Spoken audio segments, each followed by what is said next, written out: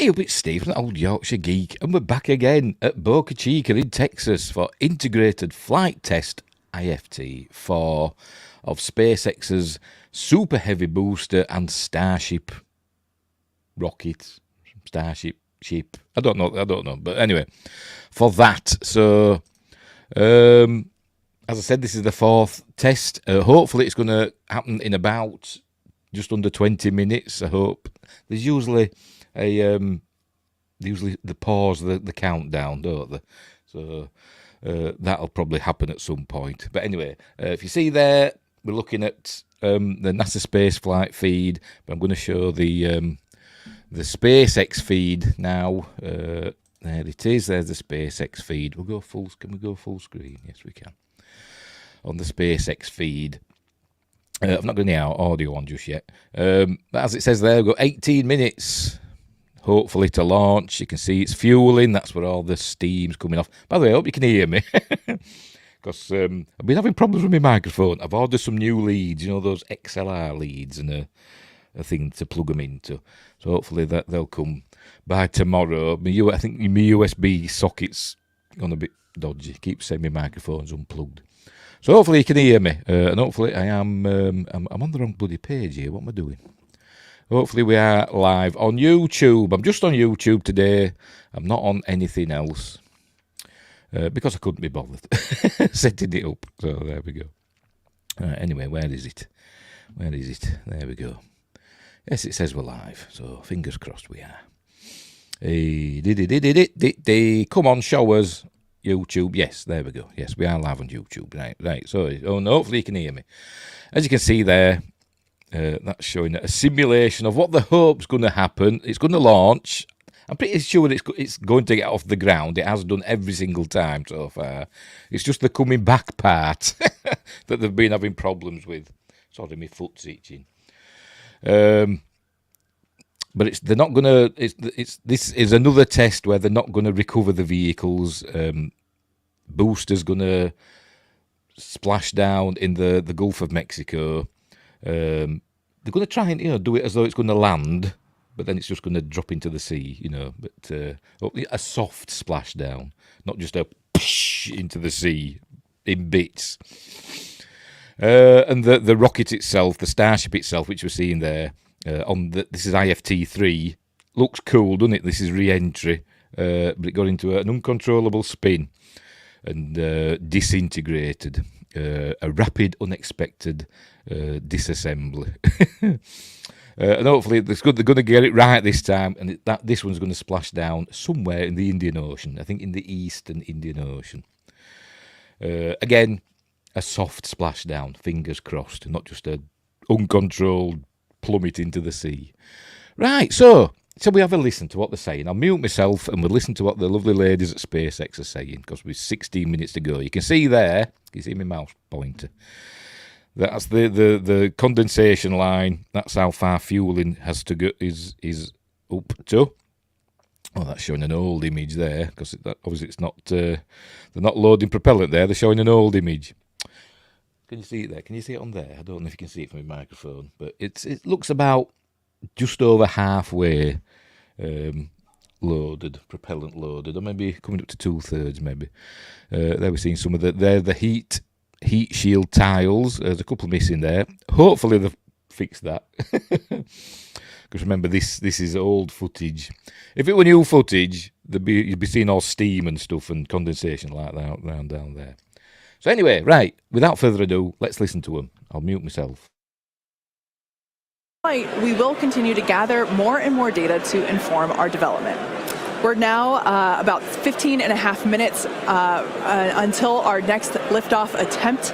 In the meantime, let's take a look at some of the technology we have in development as we prepare to head to the moon in future missions. Starship will be taking astronauts to the moon as part of NASA's Artemis program. Next year, we plan to demonstrate ship-to-ship propellant transfer, which will be important for our upcoming moon missions. Today, we're actively testing a lot of hardware that will make exploring the moon possible. One recent series of tests brought together the key pieces we'll see when landing back on the moon: Starship, spacesuits, and astronauts. Together with Axiom and NASA, our teams put 2 astronauts in pressurized Axiom spacesuits and practiced the first steps of going to the lunar surface. The team used test builds of a Starship airlock, as you see there, and elevator to gather data on how well future Artemis astronauts will be able to move around once fully suited. Tests like this are incredibly helpful for engineers designing these systems, as they have the opportunity to get feedback directly from experienced astronauts Peggy Whitson, who is on the right of this photo, and Doug Wheelock, who's on the left. You can see them in action during this elevator test. SpaceX will perform one uncrewed demonstration flight before NASA's Artemis 3 mission, which will be the first human surface expedition since 1972. After those first expeditions, we'll be ready to fly more people along with everything it takes to build a moon base. In many ways, Artemis feels like an extension of the human spaceflight work SpaceX and NASA have been partnering on for some time now. In fact, we just celebrated the anniversary of the Demo 2 mission. That's right. Just 4 years ago, on May 30th, 2020, SpaceX launched the first crewed test flight of our Crew Dragon spacecraft. Dragon carried NASA astronauts Douglas Hurley and Robert Behnken to the International Space Station in the first crewed orbital spaceflight launched from the United States since the final Space Shuttle mission in 2011, and the first ever operated by a commercial provider. You can see Bob and Doug there on your screen. That was certainly a memorable day for all of us here at SpaceX, one that we fondly think back on. And it's exciting to think about Starship being the next to take its first astronauts to the moon. In tandem with Starship development, all of our operational human spaceflight missions are helping us prepare for those future trips to the moon. Our upcoming private astronaut mission, Polaris Dawn, you can see the crew there on your screen. They will play a big role in testing procedures that will be relevant to our moon and eventually Mars missions. We're looking forward to the third Polaris Dawn mission, which will be the first crewed Starship flight. The Polaris Dawn crew will attempt to reach the highest apogee ever flown by a spacecraft, and they'll also be performing a spacewalk, or extravehicular activity, wearing SpaceX's newly designed spacesuits. They'll also be testing space-based communications, which will be critical to future deep space missions. The Polaris Dawn mission is currently targeted to launch no earlier than July of this year, so stay tuned, because that is going to be a very exciting mission to watch. In the meantime, at T-minus 12 minutes, let's check back in with Dan on today's countdown. Hey, thanks, Jesse. Everything continues to go real smoothly. It's been a real quiet day so far. The board looks really clean, not tracking any impediments to a launch just under 12 minutes from now. Prop loads continuing. Looking at the numbers real quick, we're about 85% full on the ship. We did pause to start filling those header tanks on ship. Again, those are the 2 smaller tanks in the very top of the nose cone that we're going to use for that attempted landing burn with ship. And with the booster, we're just at about 75, 76% or so on our methane and LOX, so getting pretty full there. Those are going to continue down to about 3 minutes and 20 seconds before liftoff. That's when we'll close out all the prop on the ship. And then T-minus 2 minutes and 50 seconds on the booster. A lot of work also going on in the background. Our range safety teams working to make sure the area, not just around the pad, but in the sea space out in the Gulf, and also in the anticipated entry point in the Indian Ocean are clear. We're not tracking any blockers, any boats, anything like that in the zone right now, but their work literally continues right up until those last couple of minutes. So they're working pretty hard to make sure everything stays clear. But right now the range is green. I already talked about it in the beginning. It looks a little bit cloudy, but weather not a concern today. Really light winds. We only had about a 5% chance of violation when we started this morning, and that's held. So everything continuing to look really good for launch so far. The pad itself is getting ready.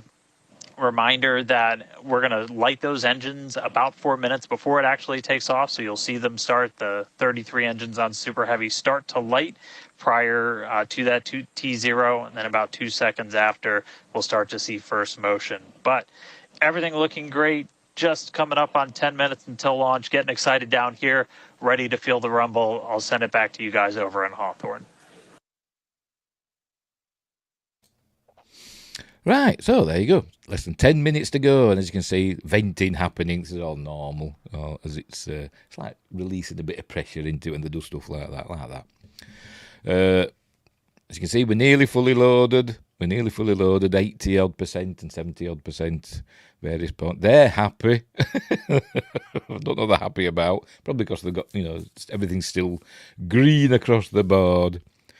But they're all cheerful. The SpaceX staff, I imagine, at I can't remember what they call the place that now where they are. It's got a name and I forgot what they call it. Is it Hawthorne? I can't remember. I'm going something wrong. Anyway, cool shot. Anyway, you can see the beach and the sea. That's the Gulf of Mexico that we're looking at there. Boca Chica's like really on the Mexican border. It's not far at all. I don't know why they've built it so close. I don't know. Maybe it's the area as well must be cool because I think it's probably the closest to the equator in the United States. Is it maybe, or is Florida?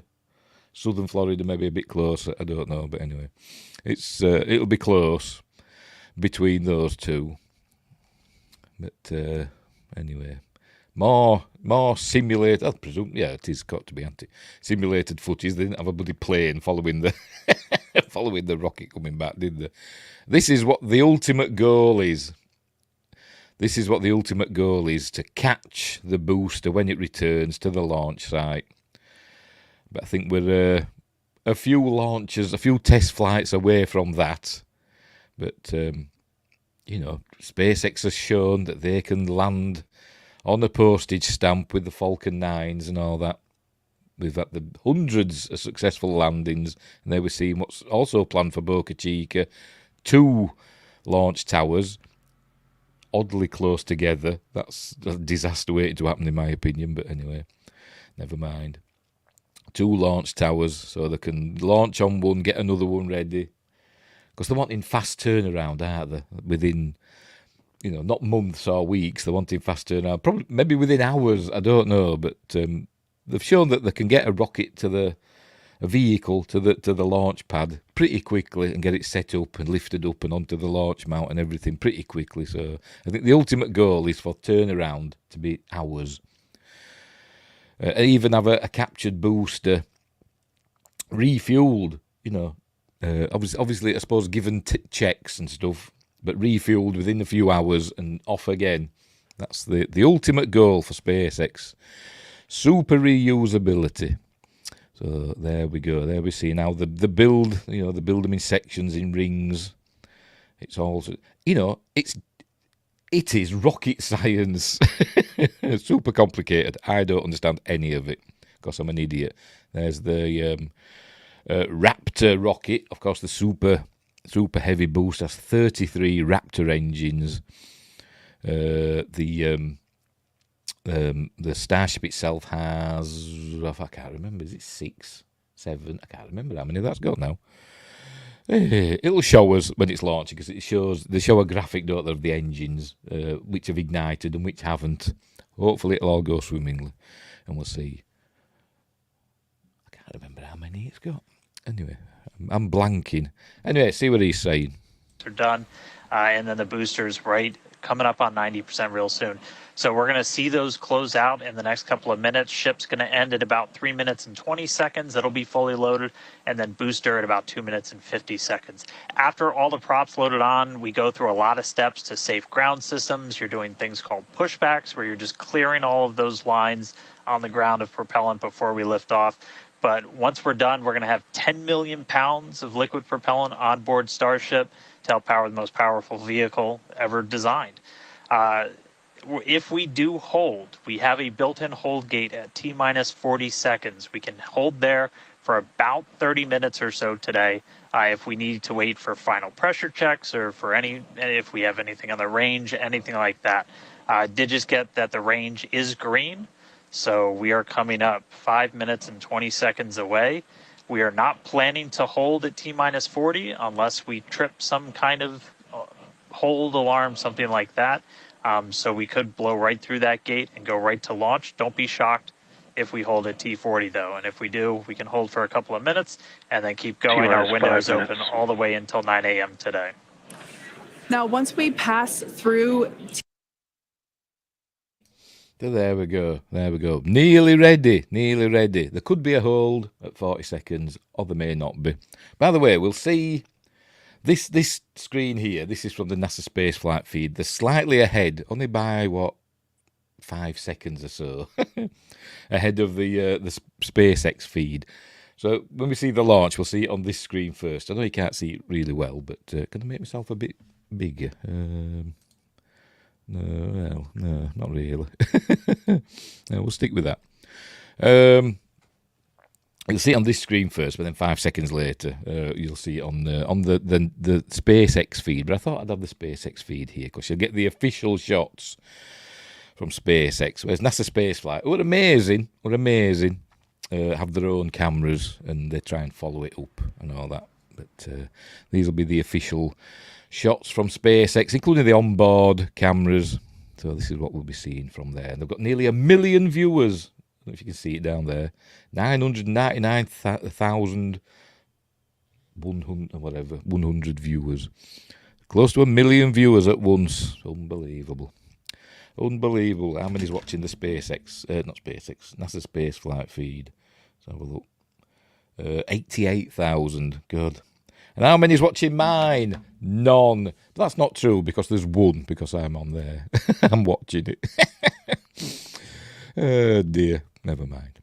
Why watch me when you can watch them? So anyway. There we go. Shrouded in mist. It's not mist, it's condensation from the, super cooled fuels that are going in. It's, methane and liquid oxygen and all that stuff. All that good stuff, but it stinks. There's methane. The methane smells, doesn't it? Liquid methane. It's a bit whiffy, isn't it? Anyway, listen to them, see what they've got to say. to perform a landing burn to have a soft splashdown in the Gulf of Mexico. We made some improvements from our Flight 3 learnings, so hopefully that will work and we'll see a successful soft splashdown. For the ship, we're hoping to demonstrate controlled re-entry, including a flip maneuver and landing burn, and that will be followed by splashdown in the Indian Ocean. That is the same target as we had on Flight 3, so everything should look pretty similar in that regard. And we just heard the call out there that all prop load is closed out, so at this point, there is like 10 million pounds of propellant on board Starship, which is incredible. This is getting very exciting. We are just about 2 minutes away from T0.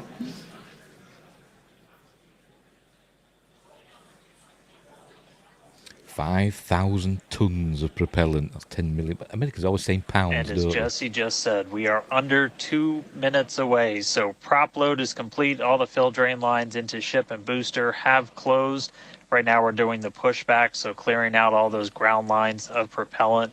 And that'll be completed over the next couple of seconds. We're coming up on that T-minus 40 mark. Again, not planning to hold. If we do, or if we get a hold after we pass it, we can snap back to that T-minus 40, and then we can stay there for about 30 minutes or so if any other issues crop up. Once we pass T-minus 40, a lot of things happen, both on the vehicle and the ground. It's running a lot of its own self-checkouts, venting different tanks and pressure lines throughout the vehicle. We essentially built that 40 seconds as that's about how much time it takes for the vehicle to take all of those actions, which is why we hold there. But all of that happens automated. You do a final checkout of the TVC, the thrust vector control, how we're going to steer. And then we see liftoff. So we're under a minute away.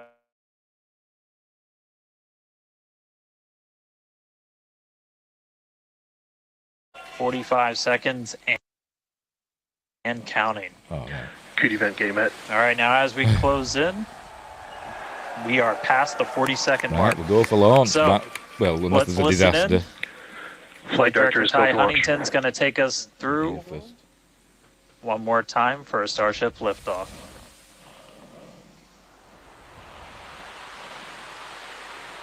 Oh. T-minus 15.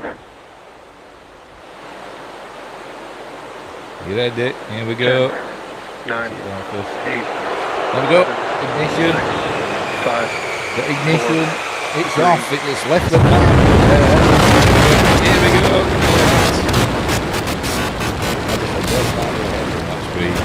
There it goes for the 4th time. Headed into the azure sky, etc. Off it goes. Get that for a view. That'll be a drone shot. You see all the like pulsars coming off it, isn't it? Oh.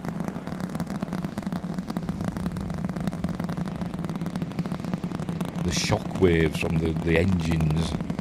All 33, are they all going? Oh no, there's one. All right, 30 one seconds engine, into flight. 32 engines The ignited. rumbles one are hasn't. still building here in the Raptor's nest.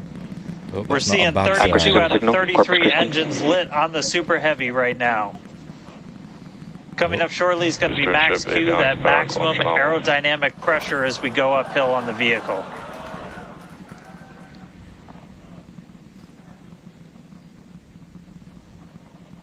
Max Q.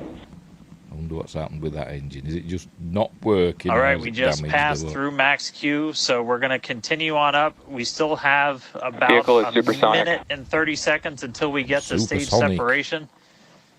Starship now flying faster than the speed of sound.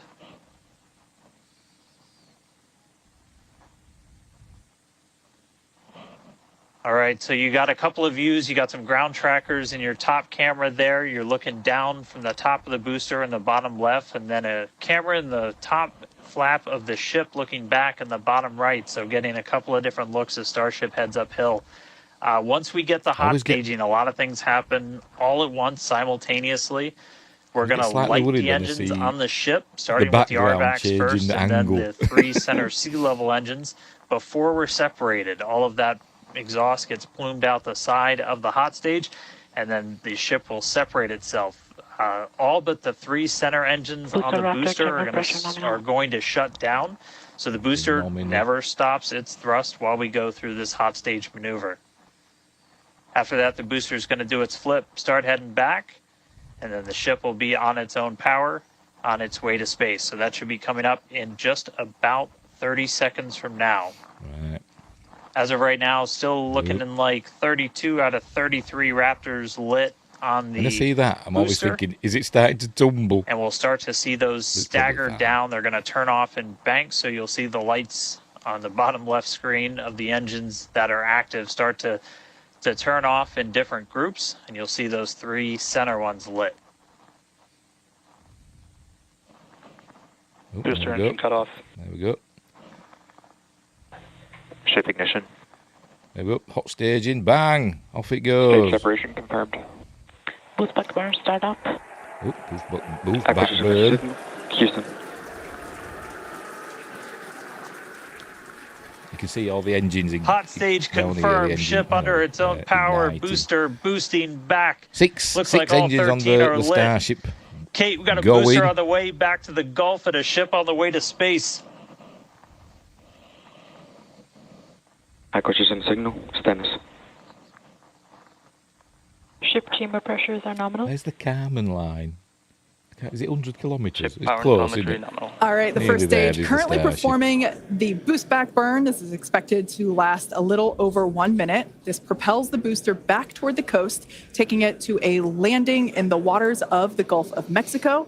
As you can see on your screen in the bottom left-hand corner, we were only using the 13 center engines from here on. Boost back burn, shut down. Well, as you Heard can see, it's confirmation still there. gaining altitude, Good but it's boost going back to burn, parabolic shut out. down. Stage 2 Well, technically it's coming back. It's actually gaining altitude. It'll start going down a bit. It'll start going down.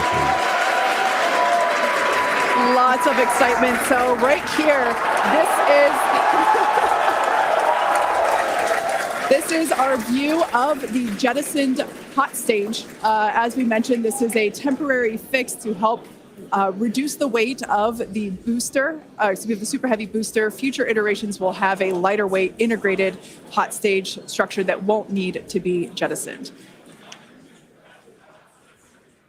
Now, after we jettison that hot stage, the booster will begin to attempt its water landing in the Gulf. In the meantime, the ship will coast for about 40 minutes or so up to an altitude of 214 kilometers. And after its coast phase, it will attempt a controlled reentry, including a flip maneuver and a landing burn just before splashing down in the Indian Ocean. Get But those as a views. reminder, we are not Starship attempting. trajectory nominal. Good news there. Trajectory is looking good for the ship, which is on the right-hand side of your screen. It'll get up to orbital speeds with Starship, and I can't remember what that is. I should look all this stuff At this point in time, as you can see, we have no engines lit on the booster. It is coasting back toward the Gulf of Mexico for a water landing and ship under power of all 6 Raptor engines. There's 3 sea level and 3 vacuum Raptor engines that are lit, as you can see on there, your screen. firing attitude thrusters, and then when it gets deeper into the atmosphere, it'll start using the fins, the grid fins, which you can see there, to start These views have been controlling looking the attitude of the ship. incredible. And these things are huge. They're as big as a car. Super They're Heavy huge. has been performing beautifully today. And you can hear the crowd is very excited about it. As a reminder for Booster, the primary goal today We're is gonna to get ready do for a the landing re-entry burn and a burn. splashdown in the water. And we are just about 30 seconds booster. away from that landing burn, expecting landing to begin. And an incredible view from the forward portion of the booster. This is basically on top of the Super Heavy booster, where we have jettisoned that hot stage. So now we can see this incredible view of Earth as it's making its way back down to the Gulf of Mexico. Right now, the booster is using the 4 hypersonic grid fins to guide itself through atmospheric re-entry. And we are expecting that It's landing like burn a here. cone, a funnel of air as it's going down. You can see it, can't you? Amazing stuff. And we will be igniting 13 engines, and this is a great view. On your left-hand side is 3 views from the booster, and your right-hand side a view from the ship. And you can see those grid fins on your left-hand screen rotating and turning to guide the booster. And there's that landing burn. We're going to have a soft landing on the ocean. Fingers crossed. Fingers crossed. There's the That sea. landing burn just begun, and you can see the water below. Oh, it's landing. There we go. It's landed on the sea. Yay. And now it'll just tip over and fall into the sea. Splashdown. Amazing. Soft landing on the sea. Cool. And now it's going way down it goes. I don't think they'll be recovering it. It'll sink, won't it? Congratulations to the Space 100% successful so far. Ship has You see entered the terminal gate. Starship is getting up to that orbital Absolutely speed. incredible. The Expected loss first signal. successful splashdown of the Super Heavy booster. Loved seeing it just tip over into the water before losing that footage. Now the next milestone is coming up in about under a minute. Signal. Keyway. Ship is going to shut off its Raptor engines, Ship engine cut off. which we see right there. As we mentioned before, today's test It's flight is orbital not an velocity orbital now, so as flight, it comes but back rather down, one there's that gonna be a lot of demonstrates heat. the Starship's orbital capability.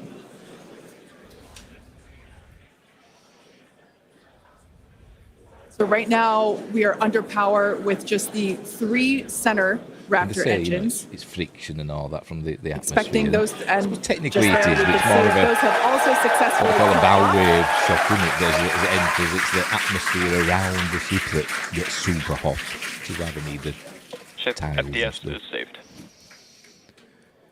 What an Nominal incredible! orbit insertion. Oh, there's great news there. The call out It's in we were orbit, hoping to technically, hear. even though it's not going to do a full Amazing news orbit. once again from Starship. We have our second Starship in space. These They're going to show us live where we views are being in brought there, to 'cause us there'll be a by coast phase Starlink, as which it is on board goes the over ship. the Indian Ocean. Dan, what an incredible view don't we know how have long that once will again. take, So I can't exciting. We remember. got another ship in space. I'm like still jumping up and down. I'm Expected like loss signal. this Status. whole building was going absolutely Still, I insane can't see any tiles when missing. we saw the booster hit the water. I mean, I don't know, maybe. wow! Congrats to a everybody little bit that's of just been damage putting in across insane there. amounts of Yeah, we hours can't and really everything tell. to make this thing a reality. And I feel like every single time we do one of these, See we're lots of seeing ice something coming off. wildly new. We got to see the just hot collects. stage jettison. And the and the fuselage. booster in the water. But just to recap real quick over everything that's happened. So we lifted off at 7:50 a.m. only 9 minutes ago. How has it only been 9 minutes? 7:50 a.m. Central at 12:50 UTC. We saw 32 of the 33 Raptor engines on Super Heavy make the ascent. We had successful cutoff, successful hot staging, all 6 engines on the ship, powered it all the way into a nominal orbital trajectory. And we've already been getting some live views from the ship on board. After that, the booster was able to do its boost back burn. Oh, this looks like we're actually getting some views from the ground still, potentially from Florida, of the ship as it's up there. So that's a view from some of our tracking cameras on the ground in Florida.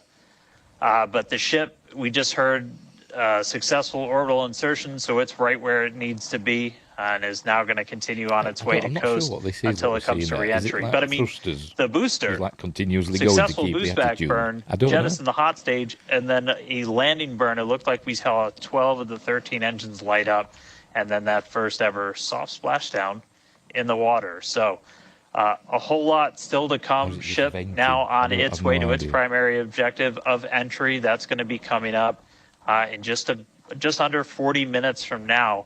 So a lot still to come, but wow, what a 9 minutes to start this mission off.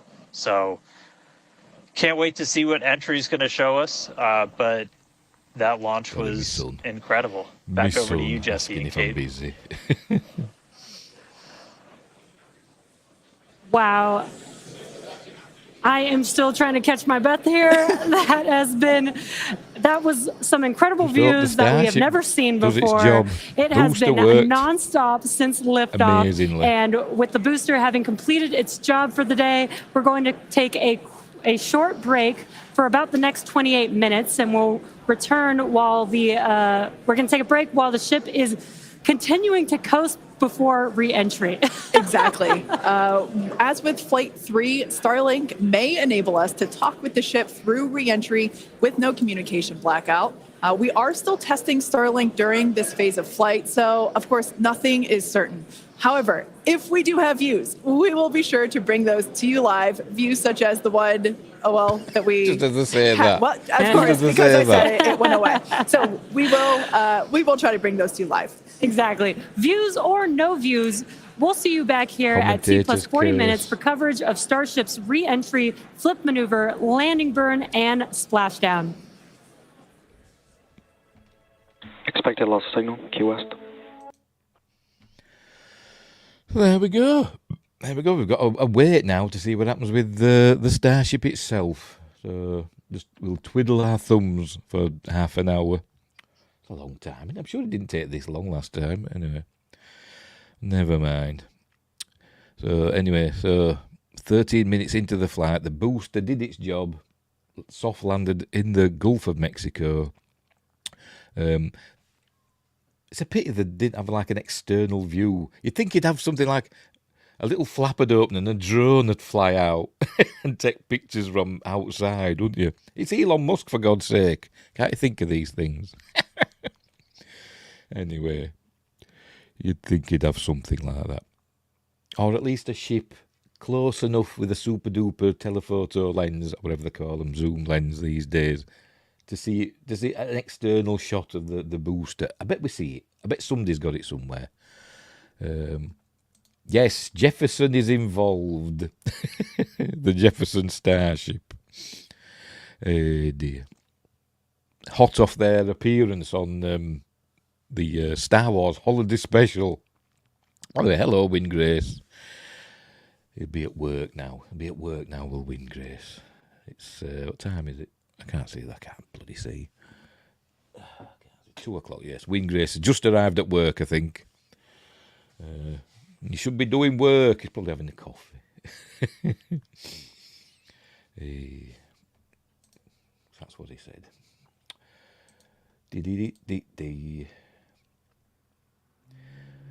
Go on, you're going to get your signal back. I thought NASA Spaceflight had to change their view. Going to one of their own shots of the launch tower and all that. They like seeing empty launch towers. That's what they like to see. Launch towers with no rocket on, which means it's worked. All right. Nope, just got up. Work starts in an hour. Okie dokie. Okie dokie.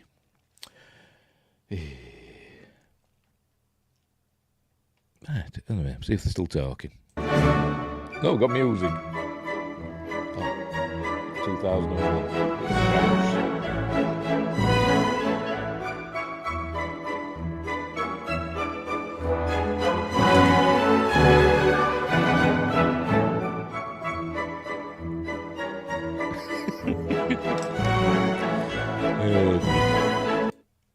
Right, I'll tell you what we'll do. I'll just get rid of that. We'll go over to the guys at NASA Space Flight and we'll see what... are we there? Yes, it's there. We'll see what they've got to say. Which they only moved this, close after a couple of hours, at least in previous in previous attempts. One thing that you could see, I'm scrolling through right now, is that they closed at the time of the booster catch of when that will happen. So I'm going to go ahead and say that they were indeed testing the catch on those chopsticks. Yep. So because they closed, I mean, like I'm looking through, and yeah, they closed at the time of the catch. I feel like the odds of seeing a catch on Flight 5 are like I'm not saying it's confirmed yet, but they're certainly rising. They're a lot closer, right? Because we've not seen a controlled landing into the ocean before, so that was a major milestone reached here. And for those of you just tuning in, we are T plus now 17 minutes from a successful launch of Starship, and we have already witnessed the controlled re-entry of the booster section into the ocean, where it landed on the water and stayed upright for a period of time, and that part is complete. Now, Starship is essentially in a suborbital zone here. It is essentially in space, more or less, and we are waiting now for the next stage of this test flight and reacquisition of its video signal, although we have data coming in there at the bottom. Means essentially in orbit. Alex, what's going to happen next with with Starship? It's essentially yes, in right orbit. Although it's a suborbital flight, it's not going to go all the way around. Its, almost orbital trajectory to the Indian Ocean.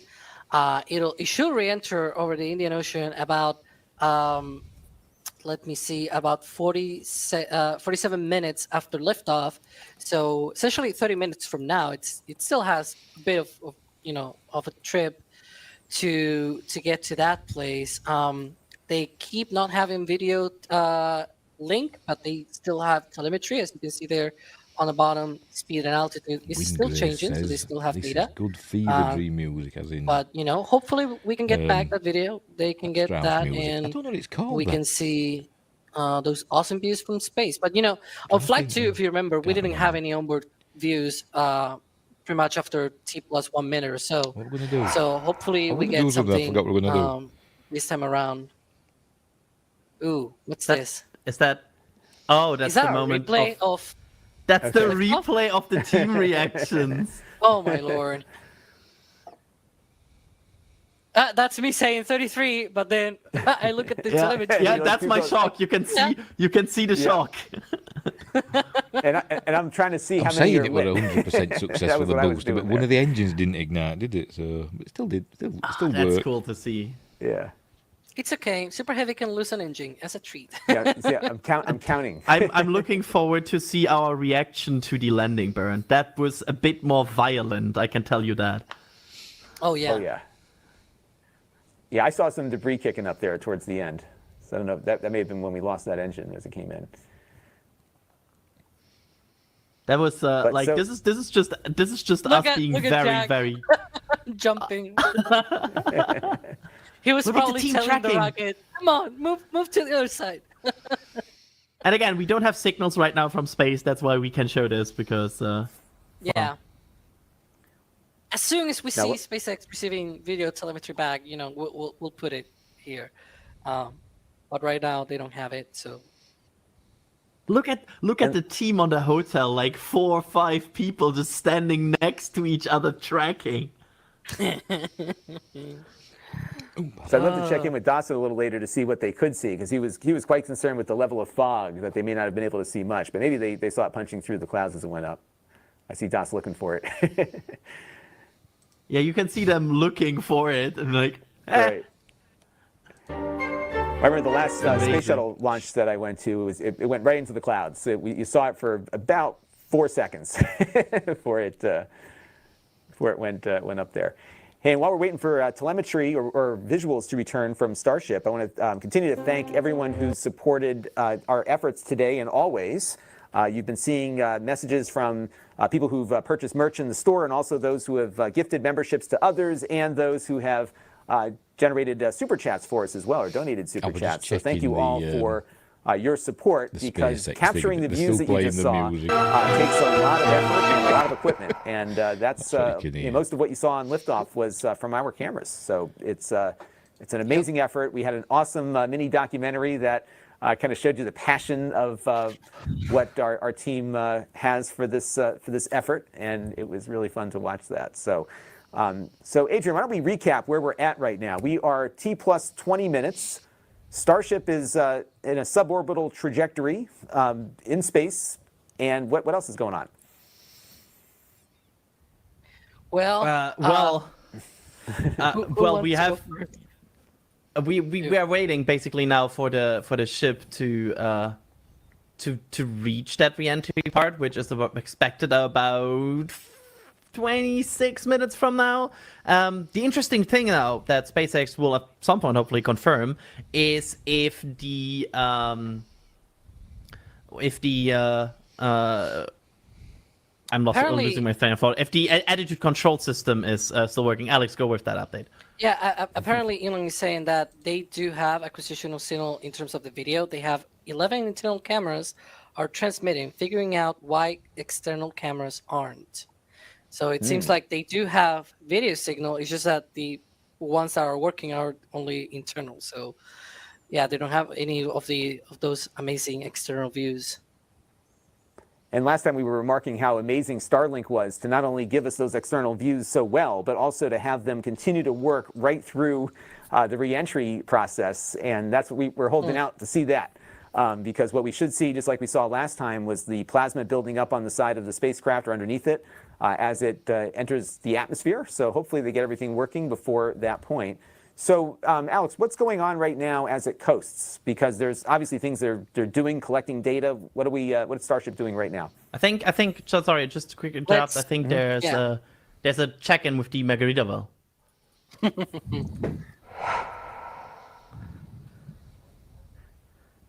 Hello, D. How was it? It was loud. We could not see anything. But the audio experience was there. It was probably about 30 seconds to launch. The fog just barely started to clear enough that we were like, oh, wait, I think the pad is right there, because it was the slightly darker spot of fog. We're all readjusting our cameras at the very last second. And, we had some glowing for about, at most, 10 seconds. That was the totality of our launch experience. But I will say, up here, I do believe that I heard something with the booster well after we watched the stream as it came down to do that soft touchdown. We were trying to listen out, and I thought I heard a noise coming from the water. So maybe a sonic boom. It's what, 20 kilometers away. That's not like that's not impossible to hear. Here is a rocket, right? Yeah, I have definitely heard like Falcon 9 launches from the St. Cloud area or around Orlando if it's a really quiet day. So I totally believe that we could have heard that. Yeah. And I'm doing the math. And D, this is Lon. Sorry, go ahead. D, this is Lon. I wanted to get your feeling on what it felt like, because obviously you could hear it, but Starship is going at 26,221 kilometers an hour, and it's 213 kilometers in altitude. This is the first time that I've been sort of around a larger structure. So this is my first time really at least hearing all the different objects around me being vibrated by it, and then feeling the ground move just a little bit more than you do if you're standing on the solid ground. Right. Yeah, you're on the roof there. Yeah. So D, I just did the math, by the way, and 12 Raptor 2 engines are even louder, or should be more powerful, than a Falcon Heavy. So if anyone can hear a Falcon Heavy 20 kilometers out, you should be able to hear that super heavy landing burn. So well, there we go. Yeah, I believe you probably heard that. Fantastic. Glad to have that confirmed. Can we just put that quickly into context? The landing burn of this rocket is more powerful than Falcon Heavy. What? Yeah, it's equivalent to 32 Merlin engines at full power. Elon says stereo camera comes online in 11 minutes. So there we go. We'll have cams back. And the next major event is at T40. So we should see some video right as things are happening. Yeah, T plus 47 minutes and 25 seconds. That is the ship entry on SpaceX's timeline. I have here the whole thing. So that's why I'm not looking at the camera. Don't worry, I'm not, ignoring you guys out there. I gotta keep track of where we are and everything. It's complicated to remember everything. And we have a lot of information flowing at us at the same time, so it's I have a question for D though. Okay. You heard Super Heavy coming back for a landing. Are you going to be there for Flight 5 for the catch? Do you think they're going to be doing a catch on the next one? Because, whoo. I don't know. I hope so. I will try to be as close as possible and have as many cameras as close as possible around the pad, because the last two launches for me have been mediocre, I will say, camera view wise. So if I can get all my cameras up close to try to capture a landing attempt whenever that happens, I'm in. I'll be there. I cannot wait for your footage. Go ahead, Adrian. Quickly want to also acknowledge your amazing behind the scenes video. We saw that earlier, and this was probably one of the closest I ever came to tearing up on an NSF stream. Wow. So thank you. That was an amazing video, and I really enjoyed that. So thank you so much for that. Oh, of course. I'm glad to share those moments. Less than 30 minutes after launch, people are back on the roadblock. On the pad. Yeah, so the cops are back on the LBJ road there, so it looks like they're getting ready to inspect the launch site post-launch. And now this is the fourth launch from here, and the third one where there was, we'll get the full damage report in a little bit, but it didn't seem to be all that much debris kicking up from our cameras when we watched things. So it looks like a lot of those early issues that they had with Starship destroying most of the surrounding area has been rectified here. So we'll be seeing people moving in pretty soon, it looks like. So if you're just tuning in, we are T plus almost 29 minutes. We do not have video imagery from Starship just yet, but we're going to be getting it back shortly. And what we should see when we get that footage back is really the primary goal of this mission, which is to test all of the re-entry systems of Starship. That includes the thermal heat tiles, looking at how the ship can maneuver on its way down and hopefully have a controlled splashdown, if you will, in the Indian Ocean. Now, we did see earlier a controlled splashdown, if you will, of the booster, which did make it back, and it looks like achieved most of what SpaceX was hoping to, which is to kind of simulate a grab of the chopsticks over at the launch site, which is ultimately what they want to do for reusing this enormous launch system. So far, one part of the mission seems to be mostly successful, definitely a step along from where they were last time, and the jury's out right now on what will happen with Starship's re-entry, which will be a much more violent maneuver here. So Dee, thank you very much for joining us out there, and hopefully you'll get a better view on the next one. It was a little foggy. Thank you so much for what you put together, kind of really what the team puts in to make these launches possible. Hopefully we can see more of this in the future. I know everybody here loved it. I'm sure everyone in the chat did too. So thank you, everybody. Of course. Yeah, thank you for having me. And yeah, I'll definitely be making lots more of those, and I'll see you next time. All right. All right, well, hopefully the fog clears a little bit so you can see the aftermath there, and we're looking at it right here. Granted, we're pretty far zoomed out here, but everything looks intact. A little crispy on the pad there, but otherwise pretty I think clear. the best testament of how well this pad fared after liftoff was that movement of the chopsticks that I'm already calling it. They were testing the catch there. It was right around Alex is 7 calling minutes. it. Close the case. Yeah, it was around 7 minutes when they started to close. So yeah, that was at the time of the landing burn of the booster.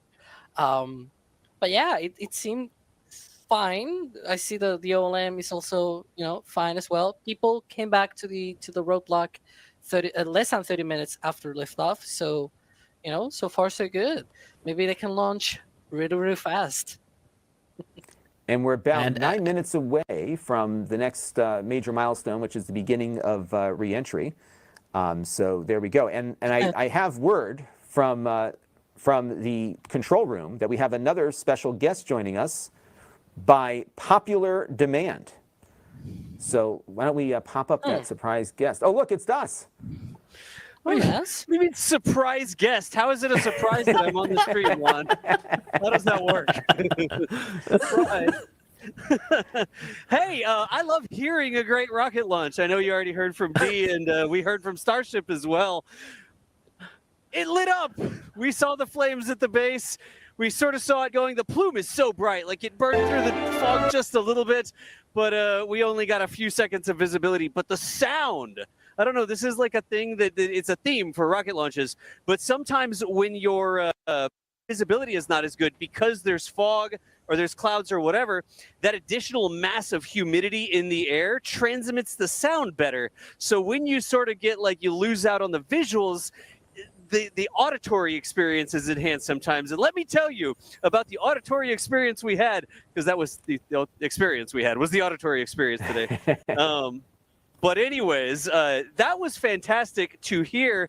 And we were talking up here, the NSF team that rolls out and does all of these different things. We've got people all over. We've got cameras all over. So I'm sitting here, and on the one hand, I'm a little bummed I didn't see it. I'm excited that I got to hear it because it sounded really amazing. But we had fantastic views because there were so many cameras and so much work that went into it. So I'm torn. I'm a little bummed. I'm not going to lie, right? But I'm also excited because we had a fantastic launch, and it's still going right now. Like, Starship is still on its way, isn't it? It sure is. Yeah. We are about, about 7 minutes away from the next milestone at T+40, and we hope to reacquire some signals there. And Das, I hear that our rapid turnaround on photography is still rapidly turning around, and we actually have a metal print already of Flight 4's liftoff at shop.nasaspaceflight.com. So the team is cranking away here. Even though you guys didn't get a good view, we did get views from other places that we were there. So good stuff. That's okay. We supported, if that's the close-in view of the liftoff that Sean got from a Danger trailer, we supported that. Like, we got the trailer out there. We got the uplinks all ready to go. The power, like everything. It's all a team effort to get that stuff working. So the metal print exists because we all work together to make it exist. So And that is turning it. around to see if we can see the metal print, but yeah, it looks great. I'm seeing it in the chat room here. I'm sure we'll get it in. There it is. There it is. Already available. So nice. That's how quick it turns around. This is why it's so important to get things like danger trailers so close to the pad, because with the fog being what it was, we couldn't get that from a distance there. So you can see the level of detail that came out of that. It is beautiful. So rapid turnaround here. I'm sure we've got more in the hopper already. So good stuff from Sean. Definitely going to be more coming, and that's another trick. Like, one of our NSF party tricks is being able to get those shots back before you can access the camera. Like, back in my day, you had to go physically to the camera and get the SD card out, and then you could look at it. And sometimes that was the next day or hours after.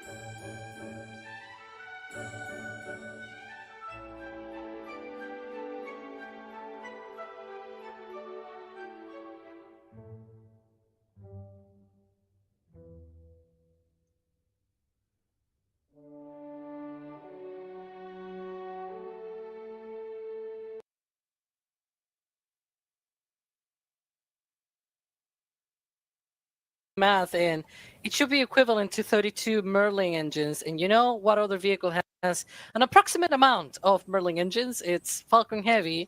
So if you can hear Falcon Heavy 20 kilometers out or 20 miles, like at that point, Falcon Heavy doesn't really matter if it's 20 miles or 20 kilometers because it's very powerful and it's very loud. And 20 miles or 20 kilometers is still hearable, I guess is the word, right? You can still hear it.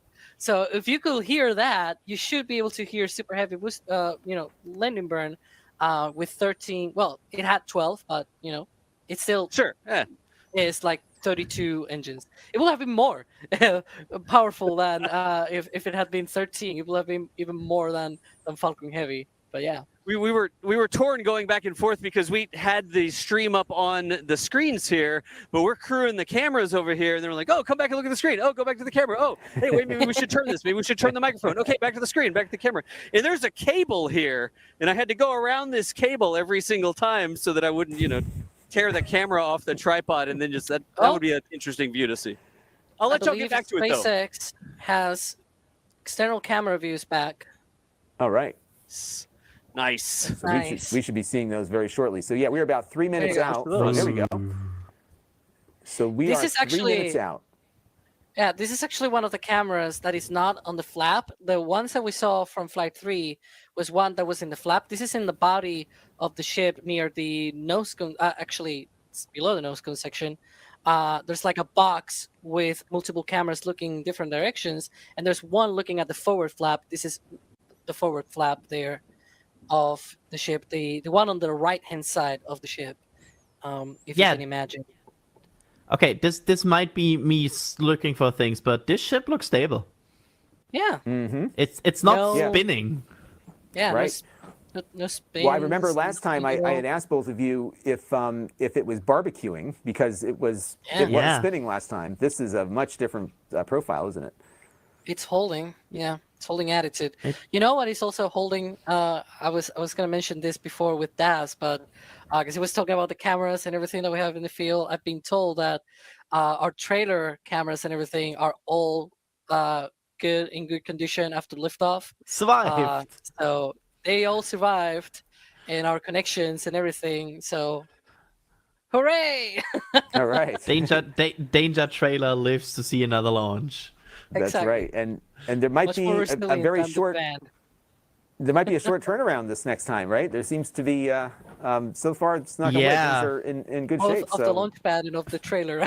So with the booster touching down, I would say the booster has not triggered a mishap so far. Based on my knowledge about mishap investigations, the booster probably did not trigger a mishap so far, and they have a lot of outs on the ship. Oh well, engine outs. Well, we'll see. But the ship has a lot of outs on mishaps where they don't trigger a mishap, and so if you remember the new rules, like an agreement with the FAA that if Raptor engines fail on the way down, they don't really count as a mishap if it's like within safety corridors and things like that. But one failed during up.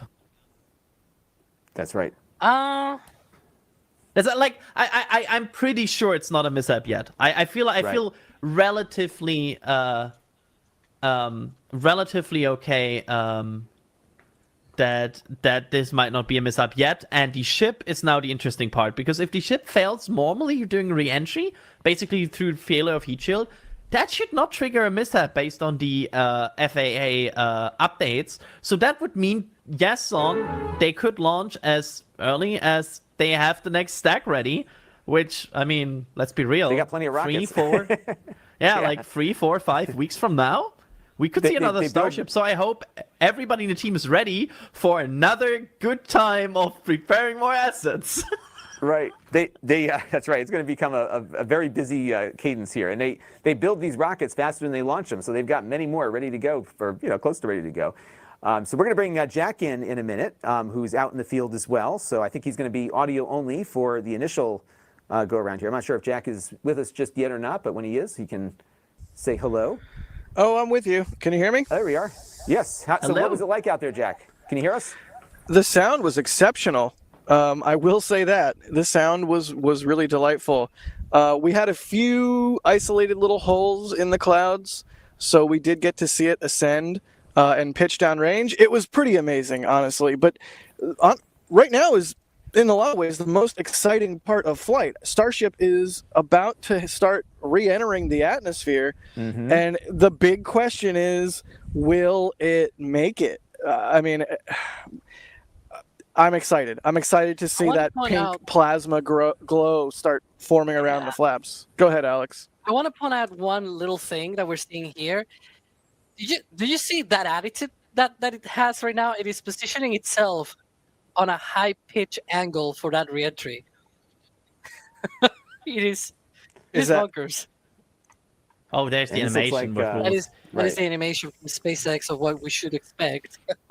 It's like 60 to 70 degrees inclined, right? That's about the angle of attack we are looking at. At least, so far, a few years ago from Elon, it was like 70 degrees or something like that. So that's what we're expecting in terms of the angle of attack of the ship. Then that maneuver. I can't wait to see if they get this far. I really want to see if they get that far, and I really hope that if they do get that far, there are some epic views from SpaceX of that maneuver. Because it's been, I mean, what? How many years? 2 years? 3 years since we've seen a Starship do a flip and burn. Man, I can't exciting! Wait. I'm being reminded completely in that crazy. channel. This is like the shuttle, also with a high angle of attack. That's right. Well, the good news is that subtle reminder, but yeah. When we watched this the last time, we were seeing a lot of rotation. This is, it looks as though it's entering the atmosphere very close to the way that animation just showed us. So that's a good starting point. It's always good to start with a stable profile, and it looks like that's what we have here. There's and the flap there we go. The other camera. Yeah, look at how stable it is. Like, it's just gliding, basically heat shield forward here. Right. And that's watch out for the altitude. You remember on the last flight we saw plasma as soon as it hit 100 kilometers, right? So we'll see. Yeah. And the huge shout out to the AVI and the software teams and everybody that's been working with us. We're getting more cameras on Starship, not just because it looks cool, but this provides an incredible insight into reentry, which is, historically a really tough window to look through. The physics of reentry are insanely intense. One of my favorite NASA astronauts, Victor Glover, recently described it as with the forces and the flows and the temperatures, it's like pointing at a raging river in one spot and saying, tell me exactly what's happening right there. And that's what a ship is experiencing as it goes through, as it's moving through the atmosphere at, more than 5 miles a second and heating up to thousands of degrees. So just having visual representation, just being able to see what's happening is incredibly valuable. So these views are going to be through Starlink. We've got this one. This is in one of the forward flaps looking back. So if you see it rotating around, that's because, again, it's embedded in one of those forward flaps. So as we get through and we start to build up density in the atmosphere, this view is going to move around as the flap does. And then the other one we had a little bit earlier is looking at one of the other forward flaps on the other side. Eventually, we're going to keep adding more cameras to Starship, get a couple of different views from the outside of all the different areas. And then also eventually to be able to see payloads once they're deployed. There we go. Yeah. There it comes. Here it comes. Oh, we are in for something here. Yes, we are, and this is looking a lot better than it did last time. So we are stable. Stable. It's very stable. It was very interesting. 3/4 of the battle here. It was very interesting to see already, the effects of the atmospheric drag very high up. Build as the ship is getting closer to the Earth's atmosphere. Now, let's talk a little bit about how Starship will survive reentry. And self. Exactly. We've been talking about this hexagonal ceramic tiles surrounding the bottom portion or the earth-facing side of the ship. Through 100 kilometers altitude, good attitude for entry. Great call outs there. Now, during atmospheric reentry, the vehicle is going to see temperatures as high as 2,600 degrees Fahrenheit or over 1,400 degrees Celsius. So those tiles are there to help protect the vehicle from this extreme heat. Yeah, and the flaps will help control it. Now, one noticeable difference I see immediately, those flaps are not moving as much as they were on Flight 3. So that is a great sign, right? We had unplanned loss of roll control on Flight 3, so we added some additional thrusters, and we can see that they're working well, and we have a much more stable view. So those flaps, there's 4 of them, 2 at the top and 2 at the bottom. They're made out of stainless steel. And yeah, they help steer the ship, which, as we can see, the plasma continuing to build. Now, if the ship survives reentry, it will have to perform a flip maneuver as well as a landing burn. We saw this demonstrated in a couple of high-altitude flight tests back in like 2020, 2021. Similarly, temperatures increasing on the nose within expected ranges. Great news there.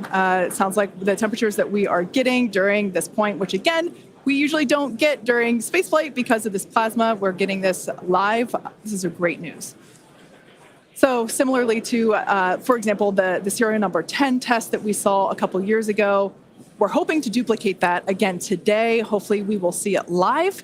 And basically the 3 center engines of the ship will reignite and gimbal or point to help flip the ship until those engines are pointing down so that it can land vertically using Raptor's thrust. And as you can see, even from the beginning of the program, we've designed Starship to land on Mars where there are no runways or other humans to help out. We also want rapid reusability, so we're doing... The vehicle is passing through 85 kilometers altitude. The flaps have control of the vehicle. Great news. Flaps have control of the vehicle. That's exactly what we want to hear for this flight test. Yeah. Again, we are going to be doing a propulsive landing instead of a more traditional means like parachutes. And we are expecting re-entry to begin here in just about a minute. Re-entry, an awesome view that we have here. Starship remains on a good entry trajectory. This is the same view that we had when we first returned from the coast phase. Again, this is looking at the side of one of the flaps. It's incredible that literally at the bottom of this picture, we're basically looking through plasma, which is just absolutely mind-blowing. Wild, very wild. Now we are expecting entry to begin here in about 30 seconds or so. Entry to splashdown is expected to last about 6 minutes long. And that flip maneuver should occur around about 10 minutes before splashdown. And such incredible views that we're getting. Approaching peak heating region. Great call outs there. Yeah, these views are absolutely astounding. Nose temperatures continue to rise within expected region. And in your bottom right-hand corner, you can also follow along with the altitude of ship as it's returning back to Earth. So once again, this view is basically looking down into the plasma blanket that is building up around the exterior of Starship. It is traveling, as you can see on your screen. You can look in the bottom right-hand corner and see how fast it's going, how high it is, as well as the general orientation. Again, we're seeing a lot more stability, a lot more control here on this flight, which is great. It shows that the iterations, the learning... Starship is now in expected peak heating region. All right, great news there, telling us that this is basically the hottest point that Starship should get during its reentry. Now, the heat shield is working with the atmosphere for some free braking, okay? The atmosphere is helping to slow the Starship down. Yeah, exactly. We're not using any engines or thrust to slow the vehicle down. Exactly what Kate mentioned. We're just using the atmosphere and those heat shield tiles protecting the vehicle as it's coming through that high heat temperature. Yeah. Now, this is another one of those moments that we have been waiting for. Right now, the ship is currently re-entering the Earth's atmosphere, and by all looks and all call-outs that we're hearing on the net, it is doing pretty well. Now, we do not plan to recover the spacecraft today, but rapid and reliable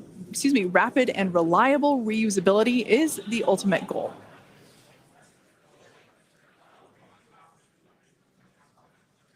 just pausing to just take in this incredible new and different view that we're seeing. We did get a similar view in Flight 3, but again, the vehicle did lose a little bit of its control, attitude control, and this is a very stable view. This is great. This is exactly what we want, and we are hearing that we're getting expected call-outs. Mm-hmm. Absolutely. Starship is seeing half a G of acceleration, remains on a good entry trajectory.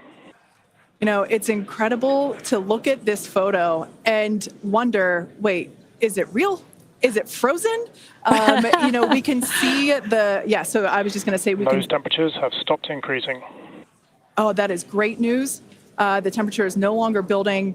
But I was saying, like, we have a little bit of indication there. We can see that streaking that occurs and tells us that this is indeed a true view. So once again, we are looking basically through the plasma that is building up around the exterior of the ship.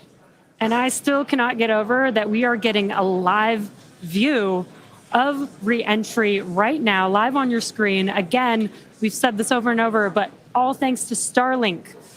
We are able to use Starlink in space, which we're getting this incredible data. And not only just the data from the sensors, but getting live imagery of what is actually happening, which is great, which we've never been able to do live before. Right.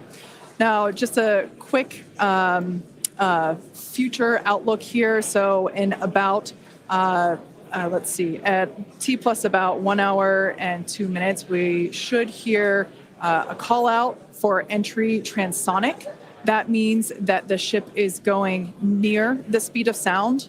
And then about a minute after that, we'll hear another call out saying entry subsonic, meaning that the ship is going below the speed of sound. So these are all continued indications that the atmosphere, right, as the ship comes back down, it is getting through the more dense part of the atmosphere, and that atmosphere is helping to push against the vehicle, and those heat shields are protecting the vehicle during this high heat period.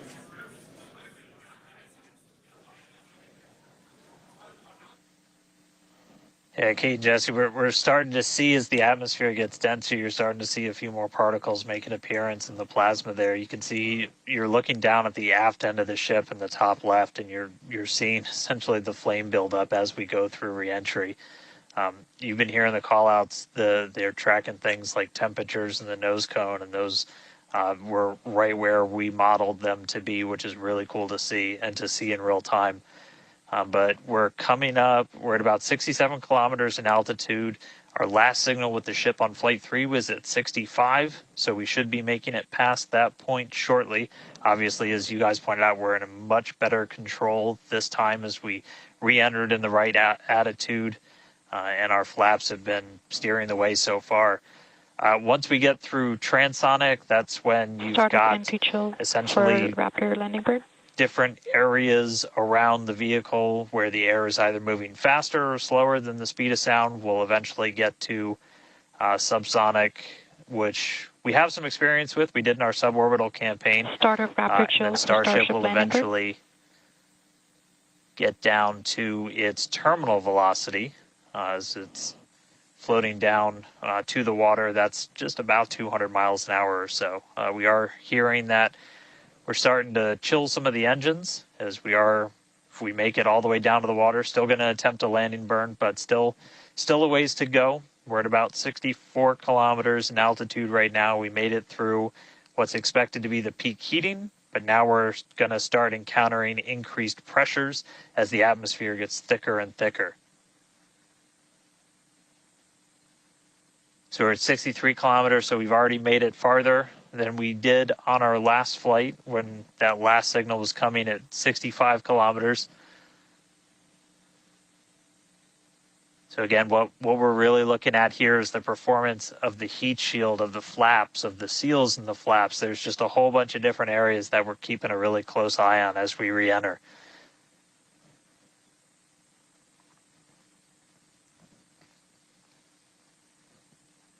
Starship remains on a good entry trajectory. And looking like we're still on a good trajectory. If you're seeing little camera moves, that's the flap moving as it continues to maintain. the attitude of the vehicle as it re-enters. And I mean, not just camera views, but we've got sensors inside the ship. We've got those sensors down at the very aft end of the vehicle where we pointed out we had some intentionally missing tiles, where we've got some sensors looking at just how hot it's getting around there. We intentionally put those in essentially the least critical part of the heat shield, where if you had any kind of a breach, it wouldn't be great for reusability, but wouldn't be critical for actual making it through the reentry into the landing.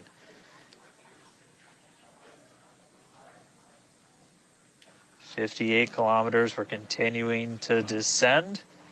Again, right now we are over the Indian Ocean. We're actually getting closer and closer to that expected splashdown point, which is just to the off the northwest corner of Australia.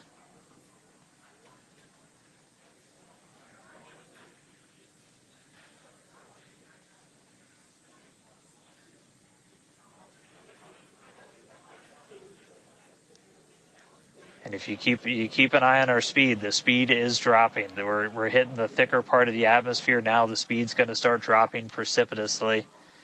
We're going to start getting to transonic pretty soon, and then after that we'll get into subsonic, where we're moving less than the speed of sound. But wow, what a light show so far!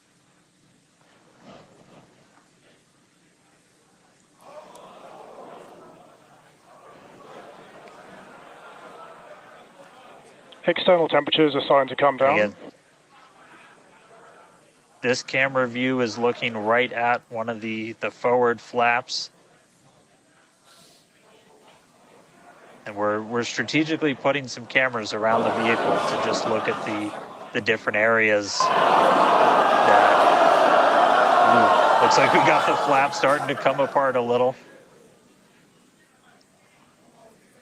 Yeah, it does appear that we have a little bit of burn through there. We can see pieces of the vehicle flying off. What a show it has been. It's been like watching Interstellar or something. This is wild to see this, but the ship is still coming down, which is incredible to see. How far can it go? That is the question. Keep your eye on the altitude in the bottom right-hand corner. We're at 54 kilometers right now. Now, ultimately, the data is the payload today. We've been saying it multiple times. Our teams are sitting, reviewing this data live, learning where the hot spots are. As you can see, there's an obvious hot spot there with the flap, and learning how we can improve this design. The goal was to get as far through this high heat re-entry as possible. Ideally, we'd love to make it all the way down and perform that landing burn and flip maneuver, but we may not get that far today. We will see.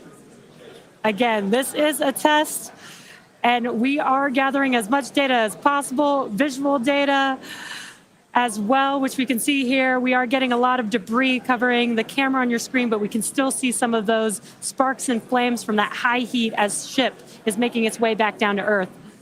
Ship now at 50 kilometers and closing. The good news is we still got, looks like that camera lens just cracked.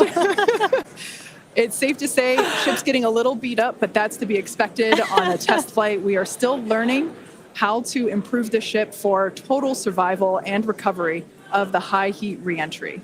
I'm honestly impressed that we're still getting this live view despite how much debris is coming off of this flap right now. The fact that we've got it is good news. And I may have jinxed it. I apologize. Look at that, it's back. We are still going. And the teams here at SpaceX are excited, as you can tell by the cheering behind us. There's still a sizable crowd here at Mission Control Center Hawthorne. A splashdown is expected in just about 4 minutes from now. And we're still moving. We still have live views. Starlink is doing an incredible job. Maximum entry dynamic pressure. External temperatures are dropping. Okay, good news. Those external pressures are dropping. The question is, how much the ship is left. We can't really tell. We can still see some of that particulate coming off. And unfortunately, we do have a cracked camera lens. But for any photographers out there and videographers, we know that's part of the gig sometimes. Yeah, and you can see that the speed is rapidly slowing down. That's actually really great news for us. We want the vehicle to be slowing down before it splashes down into the ocean. That'll help set us up for that flip maneuver, engines first down into the water. Exactly. So we have seen this flip maneuver demonstrated on previous high altitude flight tests like serial number 8. Oh, more views. Or excuse, I should say, more light coming through the view that we have through that cracked and dirtied lens there. But yeah, so we're hoping that this flip maneuver, that we can pull it off as soon as we get those views back. If we can get them, if the ship is still around, we will bring it back to you. Vehicle has passed maximum dynamic pressure. That is great news. Maximum dynamic pressure being the moment in which the vehicle experiences the greatest amount of aerodynamic pressure. Speed still dropping. We're now at 37 kilometers above the ocean. Just like Flight 3, we are targeting a splashdown in the water in the Indian Ocean. And we don't have a live view right now, but because we're still getting data and telemetry, that does tell us that ship is still doing okay, at least. And there we got that live view back. The crowd very excited to see that view, despite not being able to see very much. The fact that it's there tells us the ship is still alive. Yes, and collecting data, continuing to collect data as we get closer and closer to Earth. Yes, now 30 kilometers, now 29 above the Indian Starship is Ocean. at 30 kilometers altitude, Mach 2. Sounds like the vehicle's traveling, as we just heard, Mach 2, which is, looks like we might, I thought maybe it might clear up. It is a little bit, now at T plus 1 hour, 3 minutes and 13 seconds into Starship Flight 4, hoping that the ship can hang on. It's probably potentially hanging on by a couple of bolts and threads, but it's still going, and that is excellent news. That deceleration is looking incredible. We're about to go under 1,000 kilometers per hour. Yeah. Starship is at 20 kilometers altitude. Now, keep in mind that even though we can't see anything, the data itself is what we really are. Starship is subsonic. Subsonic, they're telling us it's traveling below the speed of sound.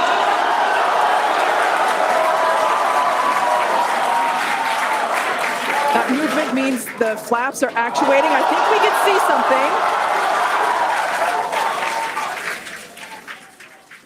This is a nail biter. But we are, unfortunately, we can't see through the lens, but we're still getting the feed. Starship is now 11 kilometers over the ocean. All this data is incredibly important, even if, it breaks up right now. Okay, we can see that flap actuating through the glass. Starship is passing through 10 kilometers altitude. Okay, the next milestone will be initiation of the flip maneuver and landing burn. Keep an eye on the bottom right corner of your screen for those 3 center engines to relight. They will gimbal or angle so that the ship flips itself back up vertical and hopefully lands in a vertical position. And the crowd is very excited to get this view of that flap still maneuvering. Starship is passing through 5 kilometers altitude.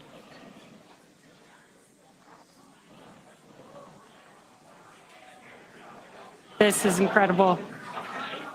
We're getting very close to splashdown. These fireflies are such a good sign of life right now. We wish we could see more, but we'll take it. Starship is at 2 kilometers altitude, terminal velocity.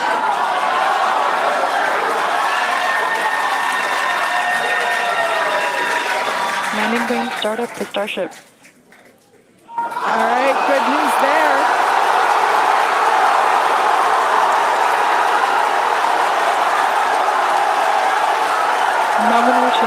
Landing bird startup.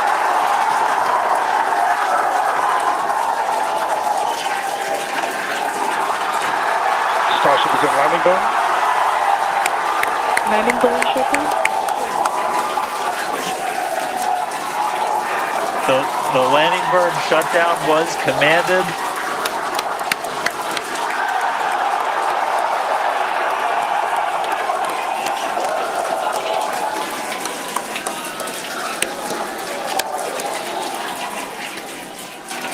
Wow. I mean, it was a little bit of use your imagination as you were going down with what we could actually see, but we were able to hear the ship did its landing burn. It sounded Starship like we might have got shutdown. 2 engines. And there's the final call for landing burn shutdown, but we'll go back through all the data, but we did get confirmation that a landing burn took place. Starship made it through re-entry and did its first ever landing burn. From South Texas to the other side of the Earth, Starship was in the water. What a day. What a day, guys. Yeah, that was absolutely incredible. We we got views pretty much the whole way down. Analysis said it could do it. We weren't sure if it was going to be able to happen, but Starlink powered through, and we were able to get signal. We started to get some debris on the cameras and everything, but we were able to see it. So, I mean, what a day. Just recapping, everything started off today. We lifted off from here in Starbase just about an hour ago. It feels like a lifetime.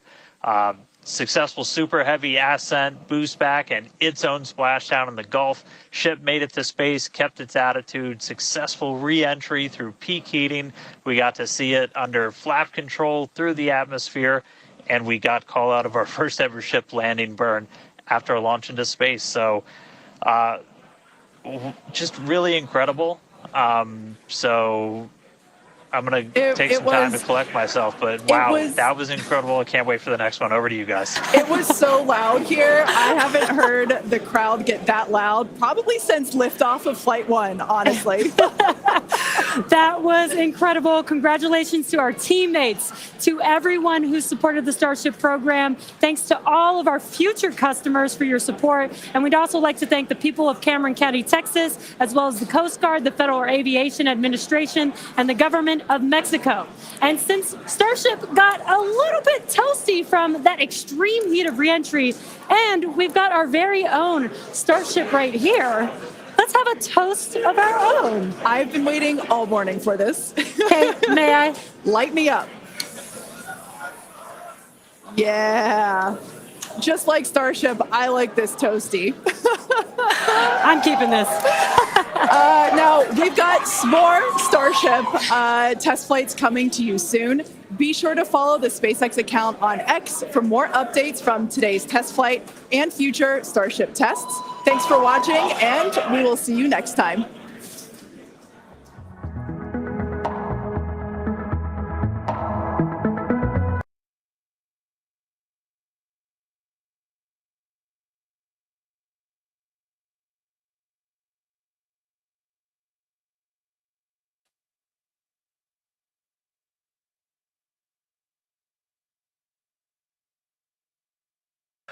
That's an important point to make because NASA's future and is really dependent on this system working, not only for the lander, but just the fact that just to get the fuel up to that lander requires this system to do what you just saw, minus the burning through the fin part.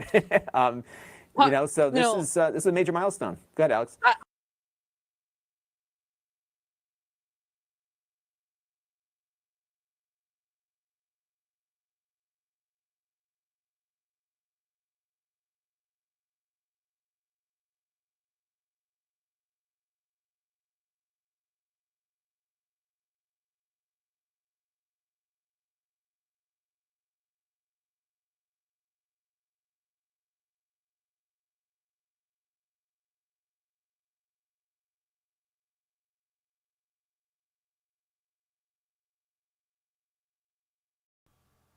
Right, can you hear me now? It keeps losing me. I think the USB thing on the microphone's dodgy. It keeps losing me. I've got a new lead coming, one of them XLR leads, and a little XLR box that I'm going to plug in. Go sit there and plug it in there. So anyway, so hopefully you can hear me now. Right, so as I was saying, IFT number 4. Not 100% successful, but not far off. The booster landed, one engine didn't ignite, didn't matter. The booster came down, splashed down into the Gulf of Mexico. Cool. Did all that. We had problems, didn't we, on re-entry for the Starship. So we had problems for that. But it did it. It looked like it did it from what we could see. Even though the flap, the upper flap, fin, whatever you want to call them, were burned to a crisp, super damaged. It looked like it still did its job, and the ship, it looked like it soft landed in the Indian Ocean. But they're never going to recover them. But I'm sure they've got all the data, and they'll know. We'll get what they call them, simulations, won't we, of how it went. But you'd think they'd have somebody watching, wouldn't you? You'd think they'd have somebody at least as nearby as possible to see it coming down, either on a ship or from land somewhere. But anyway, right, so I'm going to leave it there. So thanks Josh Temple and Windgrace for keeping me company while I watched this. It was super exciting. Anyway, I don't blame it. Were I to escape Earth, I don't know if I'd want to come back either. Speaking of Vulcan, I think I haven't seen the story, I just saw the headline. Haven't scientists proved that the actual planet Vulcan couldn't exist? Because something about the star, in it, 40 Eridani A, they found a planet round it or something like that, and it's, Vulcan couldn't exist because the star's all wrong or something. I don't know. I didn't see the article. But anyway, so Vulcan doesn't exist either round 40 Eridani A or between the Sun and Mercury. Allegedly. Right, I'm going now. We'll leave it there. I've got to sort some tea out for me and Aidan. Hang on. I saw the headline. I decided to skip it because I don't need negativity in my life. Yeah, I saw it on YouTube. It was Anton Petrov, one of his videos, wasn't it, that he highlighted. Anyway, so there we go. It does exist. It's out there. So is Andor. Not the Star Wars thing, the planet. And was it Andoria? Is it Andor or Andoria? I can't remember. And Tellar as well. They're all out there. And Bajor, etc. Right, well, anyway, whatever. I'm going now. So, thanks for watching. And wherever you are, look after each other. And until next time, I'll see you there.